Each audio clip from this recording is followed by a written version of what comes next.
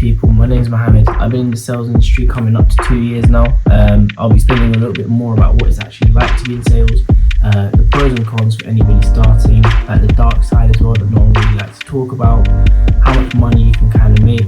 So make sure you leave a like, comment and subscribe for future videos as well. So I think the first thing with sales obviously is you have to understand and appreciate that it is a performance-based industry. There's no two ways about it.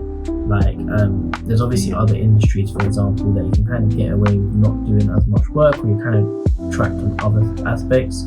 But with sales, it is like strictly how many sales are you doing? What are your numbers?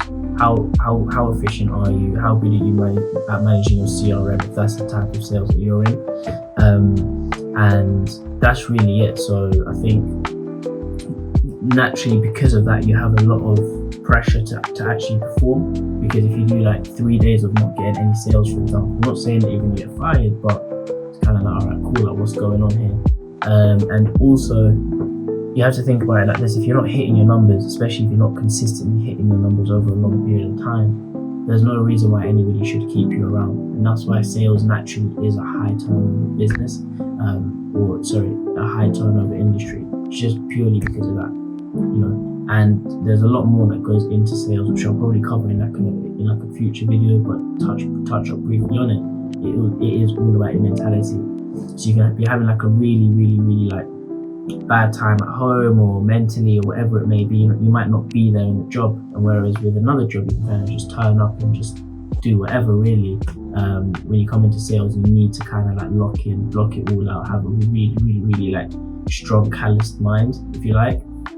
And naturally, because of that, you will have a lot of pressure coming from that. And as mentioned earlier as well, there are other industries that you can kind of get away with. Like I know, I've got a few of my friends. Like for example, one of my friends, he's in communications, and like when I see him and he's working from home, he's not really doing anything, which is a good thing for some people. Some people may enjoy that, which, I'd be lying if I said I wouldn't like that as well.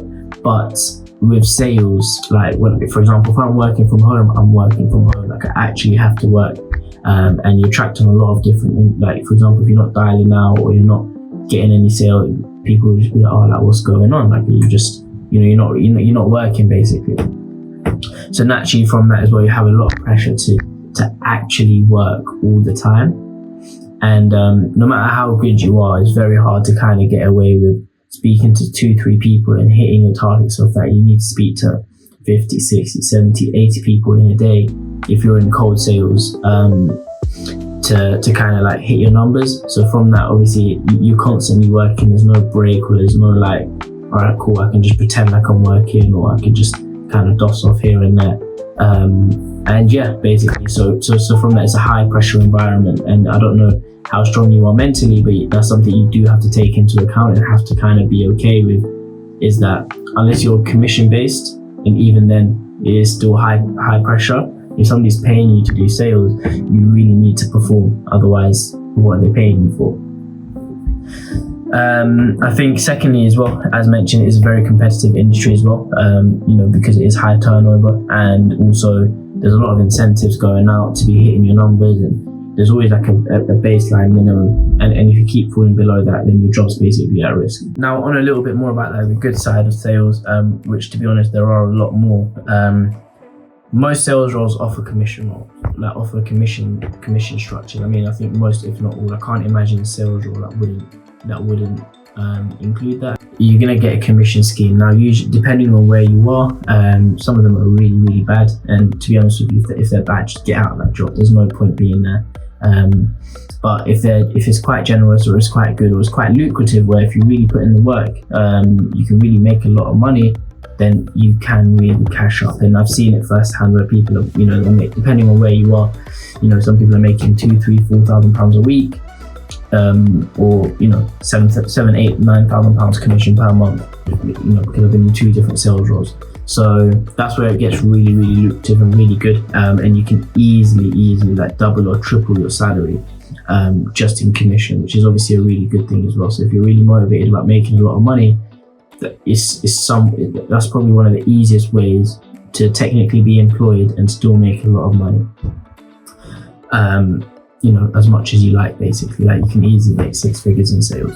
Now, if you're someone like myself who's highly entrepreneurial as well, you'll find yourself learning a lot of key skills naturally because you're in sales. So you'll learn how to deal with people, how to speak to people, how to persuade people, and they're all at the fundamental roots of any business. Or if you want to be an entrepreneur, like, you need all these skills, like sales skills, to basically really like hone in that business.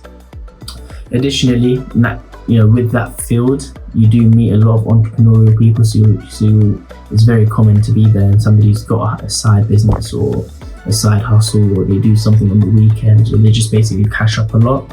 And for the high performers that are making a lot of money, good few £1,000s a month, like £4,000, £5,000, £6,000, £7,000 a month, you'll naturally find them, they're investing in property, they're investing here, they're doing that, and then they naturally would by making that much money. Obviously, you get the people that work hard, play hard, if you like, and just spend it all on a night out or whatever it may be, which nothing wrong with, to be fair. I mean, if you're making that money, then you can spend it how you like. But there are people that really try, get into property, get into this, get into that. And naturally, if that's your rule of 6, if they're the people that you spend the most amount of time with, then you're naturally just going to be inclined to do that type of thing as well. I think with personal gains as well, you learn a lot about personality types. I mean, I've been doing, as mentioned, sales for about 2 years. So I did door to door for about a year and a half, that's 15, 16, 17 months. And then and now what I'm doing like more like business to business cold calling. Well, it's not really cold calling, but it basically is. And just from that experience, I managed to meet a lot of different personality types. I genuinely believe I can now go talk to anybody, because there are only a set number of personalities, like 16, 17 different personalities. I'm not too sure exactly how many, but when you're speaking to hundreds of people a day for the past 2-3 years, you're going to naturally just be so good at reading the personality types, reading the personality traits, and just adapting to people. And then you finally do this in your day-to-day life as well. So when I'm at the shop, or when I'm speaking to my mom, or whatever it may be, or people that I don't know, just random people that I speak to for whatever reason outside of work, you find that you just naturally adapt the way you talk and the way you are and with that person. Because at the end of the day in life, you're always selling something, whether you're selling yourself at a job interview, or you're trying to ask your mum to let you go out, or whatever it may be, you're always selling something, 80% of the time that you're speaking, basically, or you're asking somebody for something. So as you can see, there's a lot of positives to sales. In the grand scheme of things, it's also a very rewarding career, especially with all the commission schemes. And if I was quite lucky, to be fair. The 2 companies I worked for, the culture was really good. I mean, I can imagine that other sales jobs are like that, because again, as I mentioned, with the mentality, you need to kind of keep that morale high. If somebody doesn't like working there, then even the best salesman isn't going to perform, because they just don't want to be there, and then mentally, subconsciously going to switch off. So yeah, having a good working culture as well. So it is a very fun place to work as well. But also, depending on who you are, I mean, me personally, I like the competition, but there is extremely high competition. And if you're a competitive person and you're very out there, and you have a bad day or a bad week or a bad month, best believe you're going to feel really shit about it. I mean, the people there that you compete with are going to definitely make you feel like that. But I mean, that's just competition, right? You're also pushing to hit a lot of KPIs as well. There's a lot of pressure to hit your numbers. I mean, I think I'm at that point now where I don't feel the pressure. I've just naturally adapted to it.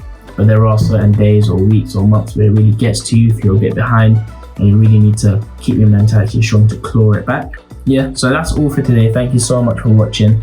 If you enjoyed this video, don't forget to like and subscribe. And then if you had any questions about what it's like to be in sales, or if you wanted a more in-depth video